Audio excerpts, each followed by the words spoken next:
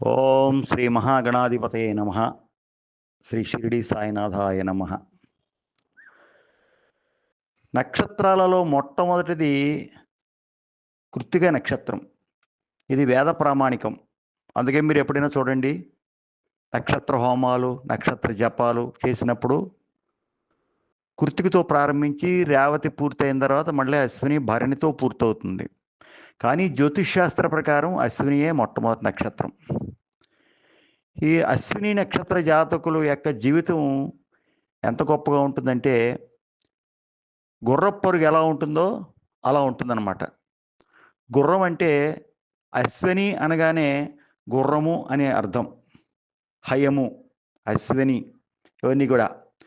ఓం భవత్యశ్విని నక్షత్రం అశ్వేదస్రస్థు రంగమ ఆద్యస్థు రంగస్థు రంగో అశ్వో వాజీ హయో హరి. ఇలాగా ఈ అశ్విని నక్షత్రం గురించి ప్రామాణికం అన్నమాట. ఈ అశ్విని నక్షత్రం అనేటువంటిది చాలా గొప్ప నక్షత్రం. ఇది శాంతి నక్షత్రం. ఈ నక్షత్రంలో ఎవరైనా కనుక పుట్టినట్లయితే, తప్పనిసరిగా శాంతి చేసుకున్నట్లయితే వాళ్ళ జీవితం అద్భుతంగా ఉంటుంది. అంటే పిల్లలు పుట్టిన వెంటనే వాళ్ళు అశ్విని నక్షత్రం అయినట్లయితే 21వ రోజు దాటిన తర్వాత ఖచ్చితంగా వాళ్ళు శాంతి చేసుకోవాలా తల్లిదండ్రులు. అలా చేసుకున్నట్లయితే పిల్లల యొక్క జీవితం అద్భుతంగా ఉంటుంది. ఇది దేవగణానికి సంబంధించినటువంటి నక్షత్రం. నక్షత్రాలలో దేవగణం, రాక్షసగణం, మనుష్యగణం అని ఉంటాయి. ఇది దేవగణ నక్షత్రం. గుర్రం జంతువు, ఆదినాడి. దీనికి దొన్న విరోధి జంతువు. ఈ దొన్నలు ఎక్కడ కనబడినప్పటికీ కూడా ఈ జాతకులు కొద్దిపాటి జాగ్రత్త ఉండాలి. అంటే దానివల్ల ఏదైనా ఒక చెడు జరగచ్చు. దొన్న వల్ల ఏంట్లే అని అనుకోకూడదు. ఎప్పుడైనా, ఎలాగైనా, ఎక్కడైనా, ఏ కారణం చేతనైనా ఈ దొన్న వల్ల విరోధం. ఈ దొన్న నక్షత్రాలు పనికిరావు. అదేవిధంగా దొన్న వల్ల కూడా వీళ్ళకి చెడు జరగడానికి అవకాశం ఉంటుంది. కాబట్టి వీలైనంత వరకు దొన్నకు దూరంగా ఉండాలి. జ్యేష్ఠ వేద నక్షత్రం. ఈ నక్షత్రంలో పుట్టినటువంటి వాళ్ళు జ్యేష్ఠ నక్షత్రం వాళ్ళని వివాహం చేసుకోకూడదు. అలాగే జ్యేష్ఠ నక్షత్రం వాళ్ళతోటి వ్యాపారాదులు కానీ, స్నేహం కానీ, ఇటువంటివి ఏది ఏమైనా ఉన్నప్పటికీ, తప్పనప్పటికీ కొద్దిపాటి జాగ్రత్తలు తీసుకోకపోతే మాత్రం వాళ్ళు ఆ వ్యక్తుల వల్ల దెబ్బతినడానికి అవకాశం ఉంది. ఈ వ్యక్తులకి భరణి, కృత్తిక, మృగశిర, పుష్యమి, ఆశ్లేష, పొబ్బ, పూర్వాషాఢ, ఉత్తరాషాఢ, ఉత్తరాభాద్ర, రేవతి నక్షత్రాలు బాగా కలిసి వస్తాయి. అయితే మళ్ళా ఇందులో ఆ వ్యక్తి జాతకం వ్రాసుకున్నప్పుడు ఏ గ్రహమైతే నీచి పట్టడం కానీ, శత్రుక్షేత్రంలో కానీ ఉందో ఆ గ్రహానికి సంబంధించి 3 నక్షత్రాలు ఉంటాయి. ఆ 3 నక్షత్రాలు ఇందులో ఏదైనా ఉన్నట్లయితే అప్పుడు కూడా వీటిని తీసేయాల్సి వస్తుంది. అలాగే ఇందులో ఏదైనా ఒక నక్షత్రాన్ని తీసుకుని వివాహానికి కానీ, లేదా శుభకార్యాలు ఏదైనా ఆచరించడానికి కానీ చేసినట్లయితే బాగుంటుందన్నమాట. అంటే అశ్విని నక్షత్ర జాతకులకి ఇవి పొటెన్షియల్ నక్షత్రాలు, స్టార్స్. అంటే ఈ నక్షత్రాలలో కనుక వాళ్ళు ఏదైనా ఒక కార్యక్రమం ప్రారంభించినా, ఈ నక్షత్రంలో కలిగినటువంటి ఒక అమ్మాయిని కానీ, అబ్బాయిని కానీ వాళ్ళు వివాహం చేసుకున్నా వాళ్ళ జాతకం చాలా బాగుంటుంది. అదేవిధంగా ఈ నక్షత్రాన్ని సెలెక్ట్ చేసుకున్నప్పుడు పంచాంగ శుద్ధి జరిపించి, సిద్ధాంతుల్ని ఆశ్రయించి, అప్పుడు ఏదో ఒక నక్షత్రాన్ని వాళ్ళు వధూవరులకి వివాహ పొంతన విషయంలో కానీ, ఏదైనా శుభకార్యం చేసినప్పుడు కానీ వాళ్ళని సంప్రదించి ఈ నక్షత్రంలో ఒకదాన్ని సెలెక్ట్ చేసుకోవచ్చు. ఇది కాంతి వదిలిపెట్టేయచ్చు, సిద్ధాంతి వరకు కూడా వెళ్ళక్కర్లేదు. ఇది అద్భుతమైనటువంటి గుర్రం పొరుగు అనమాట. ఈ నక్షత్ర జాతకులు ఎంత అద్భుతంగా ఉంటుందంటే వాళ్ళ జీవితం చాలా అద్భుతంగా ముందుకు దూసుకుపోతూ ఉంటుందన్నమాట. ఇది మనం ఆకాశంలో చూసినప్పుడు నలుపు వర్ణంలో ఉంటుందట ఈ నక్షత్రం. దీనికి గుర్రం ముఖంలాగా మనకి 3 నక్షత్రాలు ఒక సమిష్టి స్వరూపంలో ఆకాశంలో కనబడతాయి. నిపుణులు అయినటువంటి వారి పర్యవేక్షణలో మనం ఎవరినైనా తీసుకుని వాళ్ళని అడిగినట్లయితే మనకి ఈ అశ్విని నక్షత్రాన్ని మనం ఆకాశంలో చూడవచ్చు. అశ్విని దేవతలు ఈ నక్షత్రానికి అధిదేవతలు. అంటే అశ్విని దేవతలను కూడా పూజించాల్సి ఉంటుంది. ఈ జాతకులకి ఎలా ఉంటుందంటే చూపేమో కొంచెం కిందకు ఉంటుంది, తల ఎక్కువగా కిందకు పెట్టి చూస్తూ ఉంటారు. అలాగే వీళ్ళు ఎప్పుడు కూడా పట్టణానికి ప్రక్కనే ఉన్నటువంటి ప్రాంతాల్లో అంటే పూర్తిగా పట్టణంలో ఉండకూడదు, దగ్గరగా ఉండాలి పట్టణం. అటువంటి ప్రదేశంలో పట్టణానికి వెలుపలి వైపున వీళ్ళు నివసిస్తూ ఉంటే ఈ జాతకులకి బాగా యోగిస్తుంది. ఈ నక్షత్ర జాతకులు ఎవరంటే అశ్వత్థామ అనేటువంటి ఆయన చాలా గొప్పవాడు. భారతంలో మనకు వస్తుంది కదా, అశ్వత్థామ అతహ కుంజరహ అని చెప్పేసి మనం అంటాం. అటువంటి ఈ అశ్వత్థామ యొక్క నక్షత్రం చిరంజీవి అనమాట. ఈయన అశ్వత్థామ బలిర్వ్యాస హనుమాంశ విభీషణ కృప పరశురామశ్చ సప్తైతే స్థిరజీవిన. చిన్నపిల్లలకి నామకరణం చేసినప్పుడు ఈ అశ్వత్థామ బలిర్వ్యాస అనేటువంటి శ్లోకాన్ని ఆవు పాలలో తండ్రి చేత వ్రాయించి ఆ యొక్క క్షీరాన్ని ఆ శిశువు యొక్క నోటికి అందిస్తారనమాట. అంత గొప్ప నక్షత్రం ఇది అశ్వత్థామ అంటే. అశ్వత్థామ చాలా చిరంజీవి, సప్త చిరంజీవులలో ఒకడు ఈయన. చాలా గొప్ప నక్షత్రం. ఈ జాతకులు చాలా బాగుంటుంది, కానీ మధ్య జీవితంలో దుర్జన సహవాసాలు ఉంటాయి. సరిగ్గా 40-45 సంవత్సరాలు వచ్చేటప్పటికి ఏమవుతుందంటే వీళ్ళని కొంతమంది ఆశ్రయిస్తారు. అంటే స్నేహంలో ఆ స్నేహితులు ఎలా ఉంటారంటే వాళ్ళు కొంత ఇబ్బంది పడి వీళ్ళని ఇబ్బంది పెట్టడానికి అవకాశాలు ఎక్కువగా ఉంటాయి. అంటే చెడు సహవాసాలు చేయడం, మద్యపానం ఇటువంటివన్నీ కూడా ఉండడం, అవసరమైతే కొంతవరకు కూడా జైలు పాలు అవడానికి కూడా అవకాశాలు ఉంటాయి. కాబట్టి ఈ మధ్య వయసులో వచ్చేటువంటి స్నేహాలను అనేటువంటిది ఈ జాతకులు కానీ వాళ్ళ తల్లిదండ్రులు కానీ భార్య భర్త ఎవరో ఒకళ్ళు ఉంటారు కదా, వాళ్ళు కొద్దిపాటి ఇది కనుగొని వాళ్ళకి దూరంగా ఉంచకపోయినట్లయితే వీళ్ళ జాతకంలో కారాగార శిక్ష కూడా పట్టేటువంటి అవకాశం ఉంటుంది. కాబట్టి చాలా జాగ్రత్తగా ఉండాలి. ఈ జాతకులకి ధనలోభత్వం ఉంది అని అంటూ ఉంటారు కొంతమంది. వాళ్ళు కూడా ఉండేటువంటి వాళ్ళు ఇతను డబ్బులు ఖర్చు పెట్టడంలో చాలా ధనలోభం ఉందని చెప్పేసి చెప్తారు. చంచలమైనటువంటి మనస్తత్వం. వీళ్ళ మనస్తత్వం ఎలా ఉంటుందంటే ఒక్కలా ఉండదు. ఒకసారి ఓ మాట అంటాడు, వెంటనే మాట మారిపోతుంది అనమాట. కూడా తీసుకెళ్తాడు మిమ్మల్ని, మళ్ళీ ఇంటికి తీసుకొచ్చేదాకా కూడా నమ్మకం ఉండదన్నమాట. ఆ వ్యక్తి కూడా తీసుకెళ్ళి అక్కడికి వెళ్దాం ఇక్కడికి వెళ్దాం అంటాడు, కూడా తీసుకెళ్తాడు. దారిలో ఏదైనా ఒక మాట వచ్చిందనుకోండి, అతనికి నచ్చలేదనుకోండి, వెంటనే ఏం చేస్తారంటే మీరు ఇక్కడ దిగిపోండి, నాకు వేరే పని ఉంది, నేను అర్జెంటుగా పనికి మీద వెళ్ళాలి, మీరు బస్సుకి వెళ్ళిపోండి అని చెప్పి దారిలో వదిలేస్తాడు. వీడు తిరిగి వెళ్ళగలడా లేదా అనేటువంటిది కూడా పట్టించుకోడు అనమాట. అంటే అంత తీసుకెళ్ళి ఇంటికి తీసుకొచ్చేదాకా కూడా అతని మెంటాలిటీ చాలా విచిత్రంగా మారిపోతుంది అనమాట. అంచేత ఒక విధంగా చెప్పాలంటే ఈ వ్యక్తి కూడా ఎప్పుడైనా తీసుకెళ్తే మనం జేబులో డబ్బులు వేసుకెళ్లకుండా ఉన్నట్లయితే చాలా ప్రమాదం అనమాట. ఖచ్చితంగా దారిలో వదిలేస్తాడు మిమ్మల్ని. వదిలేస్తే మీరు వెళ్ళిపోండి అంటాడు. యోగం బాగుంటే డబ్బులు ఇచ్చి పంపిస్తాడు, డబ్బులు కూడా ఇవ్వడు. మీరు వెళ్ళిపోండి, మీ ఎలాగోలా వెళ్ళిపోండి అంటాడు, అక్కడి నుంచి వెళ్ళిపోతాడు అంతే. ఇంకా అంత విచిత్రమైనటువంటి మెంటాలిటీ అనమాట. స్పీడ్గా నడుస్తాడు, నడక బాగా వేగంగా ఉంటుంది, మాటలు మాత్రం ఆచి తూచి మాట్లాడుతూ ఉంటాడు ఈ వ్యక్తి ఎప్పుడు కూడా అనమాట. అది చాలా జాగ్రత్తగా మాట్లాడతాడు. సాహసాలు చేస్తాడు కొంతవరకు కూడా.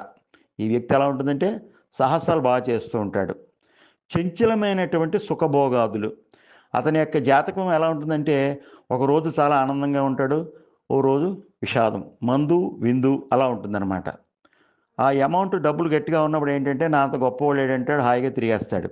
లేనప్పుడు ఇంకొకరిని యాచించేటువంటి పరిస్థితి కూడా రావడానికి అవకాశాలు ఉంటాయి. కాబట్టి తగు జాగ్రత్త మంచిది.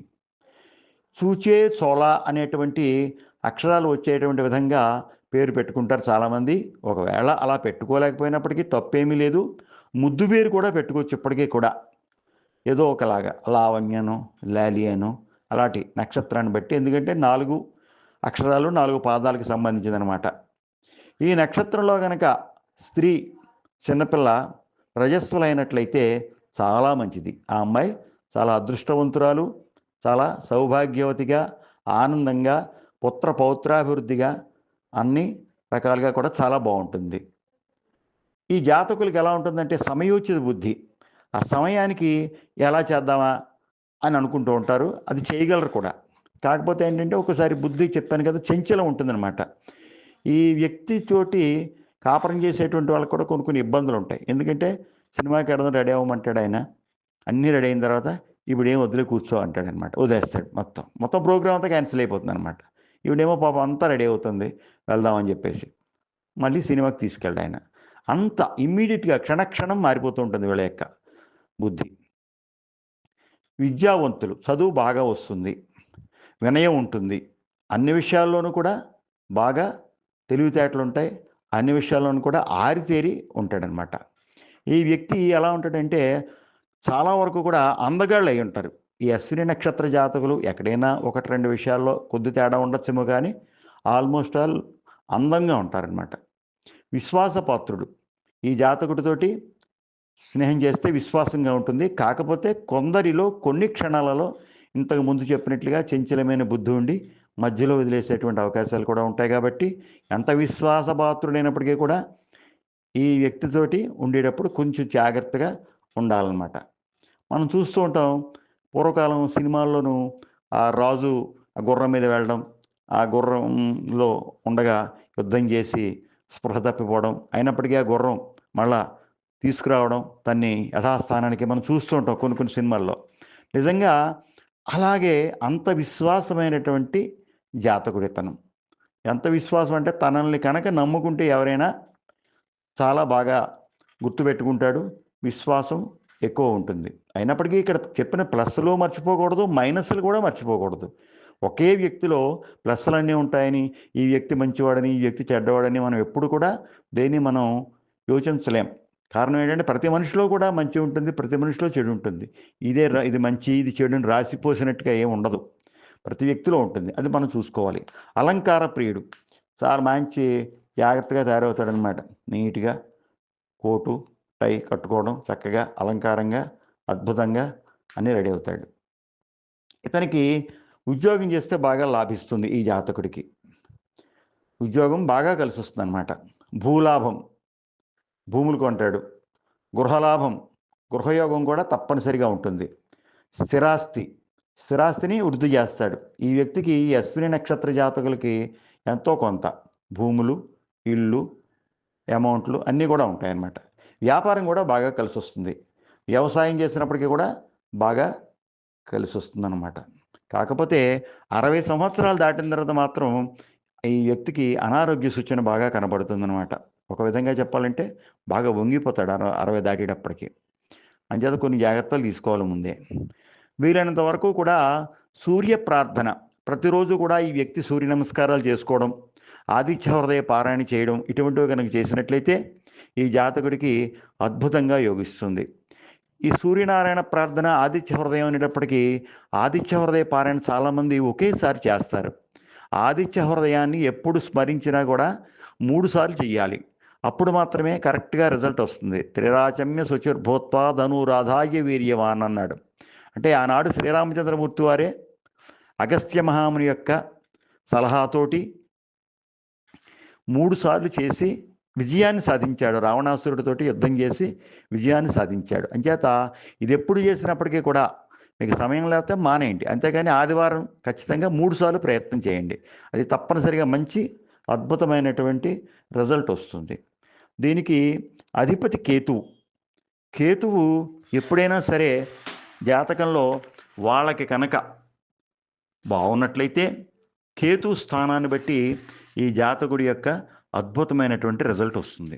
అలాగే వీళ్ళు కేతువుకి అధిష్టాన దేవత గణపతి. ఈ అశ్విని నక్షత్ర జాతకులు గణపతిని బాగా ఆరాధించాలి. ప్రతినిత్యం కూడా గణపతికి దండం పెట్టుకుంటూ, గణపతిని ప్రార్థిస్తూ, చవితి అటువంటి రోజులలో ఖచ్చితంగా గణపతికి ప్రార్థన చేయడం, గణపతిని ప్రార్థించడం చేసుకోవాలి. అలాగే యశివో నామరూపాభ్యాం యాదేవి సర్వమంగళాహ అనేటువంటి శ్లోకం ఉంది కదా, ఆ శ్లోకాన్ని 16 సార్లు కనుక ప్రతినిత్యం ఈ జాతకులు చదువుకుని బయటికి కనుక వెళ్ళినట్లయితే ఈ జాతకులకు తిరిగి ఉండదన్నమాట. అంత అద్భుతంగా వాళ్ళ యొక్క కార్యక్రమం పూర్తవుతుంది. కేతువు రాశి చక్రంలో గోచారాన్ని బట్టి లాభంలో కనుక ఉన్నట్లయితే వీళ్ళకి బాగుంటుంది. అంటే ఒక మాటలో చెప్పాలంటే ఇతనికి మీనం స్వక్షేత్రం. ఈ మీనంలో కనుక జాతకంలో గోచారంలో ఉన్నప్పుడు ఈ అశ్విని నక్షత్ర యొక్క జాతకులకి చాలా అద్భుతమైనటువంటి రిజల్ట్స్ వస్తాయి. అదేవిధంగా రవి కానీ, చంద్రుడు కానీ, కుజుడు కానీ వీళ్ళ యొక్క స్థానాలు అయినటువంటి రవికి మేషం, చంద్రుడికి కర్కాటకం, కుజుడికి మేష వృశ్చికాలు. ఈ రాశులలో కూడా కేతువు కనుక సంచరించేటువంటి సమయాలలో కనుక ఈ జాతకుడు జన్మించినట్లయితే అతని యొక్క జాతకం చాలా అద్భుతంగా, ఎక్కడ పడితే అక్కడ ఏం చేసినప్పటికీ కూడా పట్టిందల్లా బంగారం కింద ఉండి అతని జాతకం అభివృద్ధిలో ఉంటుందన్నమాట. శుక్రుడు ఏంటి? తుల, వృషభం. శని మకర, కుంభాలు. ఈ 2 రాసుల్లో, ఈ 4 రాసుల్లో కనుక, అంటే శుక్రుడి యొక్క రాశిలో కానీ శని యొక్క రాసుల్లో కానీ ఈ కేతువు కనుక ఉండాల్సినటువంటి పరిస్థితి వస్తే, అంటే అలా ఉండగా జన్మించినా లేకపోతే గోచార రీత్యా ఆ రాసులలో సంచరిస్తున్న ఈ అశ్విని నక్షత్ర యొక్క జాతకుల యొక్క పరిస్థితి కొంచెం తక్కువగా ఉంటుంది, ఇబ్బందులు పాలవుతుందన్నమాట. అటువంటిప్పుడు పరిహారాలు చేసుకోవాలి. అలాగే బుధుడి యొక్క క్షేత్రాలైనటి గురుడి యొక్క క్షేత్రాలు ఏవైతే ఉన్నాయో ఆ క్షేత్రాలలో కూడా అతని యొక్క జాతకం ఆ కేతు ఉన్నప్పుడు చాలా అద్భుతంగా ఉంటుంది. వృశ్చికం వృశ్చిక రాశిలో కనుక కేతువు ఉండగా ఈ అశ్విని నక్షత్ర జాతకుడు కనుక పుట్టినట్లయితే అతని యొక్క జాతకం అద్భుతంగా ఉంటుంది. కానీ వృషభంలో ఉండగా కనుక పుట్టినట్లయితే ఈ యొక్క జాతకుడు యొక్క పరిస్థితి కొద్ది నీరసపడుతుంది. కాబట్టి తగిన పరిహారాలు చేసుకుంటే మాత్రం అద్భుతంగా ఉంటుంది. ఒకవేళ వైఢూర్యం చక్కటిది దొరికితే, అంటే ఇప్పుడు ఎలా ఉంటుందంటే ఈ రాళ్ళు అనేటువంటిది ఒకటి చాలామందికి ఎక్కువ, రాళ్ళు పెట్టేసుకోవాలి, ఉంగరం పెట్టేసుకోవాలి అనుకుంటున్నారు. ఒక రాయి, ఆ స్టోన్ మీకు ఎంతైతే రత్నం ఉపకారం చేస్తుందో అది చెడుదయ్యి అది కనుక దోషం కనుక ఉన్నట్లయితే అంత చెడు చేస్తుంది. అంచేతన ఏంటంటే దానికి కొన్ని పరీక్షలు ఉంటాయి. అది ఏ విధంగా పెట్టుకోవాలి అనేటువంటిది మనం సూత్రప్రాయంగా తెలుసుకుని ఆ విధంగా కనుక చేసుకున్నట్లయితే, ఆ విధంగా దాన్ని ధరించినట్లయితే దోషం ఉండదు. ఇది నపుంసక నక్షత్రం. ఒక మాటలో చెప్పాలంటే కేతువు నపుంసకుడు. ఎవరి జాతకంలో అయినా ఇప్పుడు మనం చెప్పినట్లుగా శుభక్షేత్రాలలో కనుక ఉన్నట్లయితే బాగుంటుంది. అలాగే అశుభక్షేత్రాలలో కానీ శత్రుక్షేత్రాలలో కానీ కేతువు సంచరించేటువంటి సమయంలో కనుక పుట్టినట్లయితే ఒకానొకచో కొన్ని స్థానాలలో ఆ జాతకులకి ఆ దశ అంతర్దశలు వచ్చినప్పుడు నపుంసకత్వ సూచనలు కూడా కనబడతాయి. ఇలా ఉన్నప్పుడు వాళ్ళు తప్పనిసరిగా ఉలవలు దానం చేయడం, ఉలవలు తినడం, ఏదో ఒక రకంగా శరీరంలోకి ఉలవలు వెళ్ళాలి. అది ఉలవచారు కావచ్చు, అది వేరే సంగతి. కానీ నెంబర్ 1 ఏమిటంటే ఉలవలు నానబెట్టి మొలకలు వచ్చిన తర్వాత దాన్ని కనుక ప్రతినిత్యం తింటే అది నపుంసకత్వాన్ని కూడా, ఆ దోషాన్ని కూడా పోగొట్టేటువంటి గొప్ప శక్తి ఈ కేతువు యొక్క నక్షత్రానికి ఉందన్నమాట. కాబట్టి ఈ అశ్విని నక్షత్ర జాతకులు ఈ విధంగా వాళ్ళ యొక్క జీవితంలో కనుక ఈ పద్ధతులన్నీ పాటించినట్లయితే జాతకం తిరుగులేనిది అవుతుంది. అశ్విని నక్షత్రం గొప్ప నక్షత్రం, చాలా పద్ధతిగా ఉంటుంది. దాన్ని బట్టి ఇవన్నీ కూడా చేసుకుంటూ ఉన్నట్లయితే ఈ అశ్విని నక్షత్ర జాతకుల యొక్క గొప్పతనం ఇంక దేంట్లోనూ కూడా ఉండదు. కాబట్టి మీరు ఇవన్నీ కూడా విన్నారు కాబట్టి లైక్ చేయండి, షేర్ చేయండి, సబ్స్క్రైబ్ చేయండి. భాగవతుల లక్ష్మీ నరసింహమూర్తి 9440989496. మీకు ఏ విధమైనటువంటి అనుమానాలు ఉన్నా, లేదా నేను చాలా నక్షత్రాలు పంపించాను ఇప్పటికే, దాంట్లో మీకు ఏమైనా కావాలని డీటెయిల్స్ కావాల్సి వచ్చినా మీరు కాంటాక్ట్ చేసినట్లయితే నేను తప్పనిసరిగా మీకు చెప్తాను. సర్వం శుభం.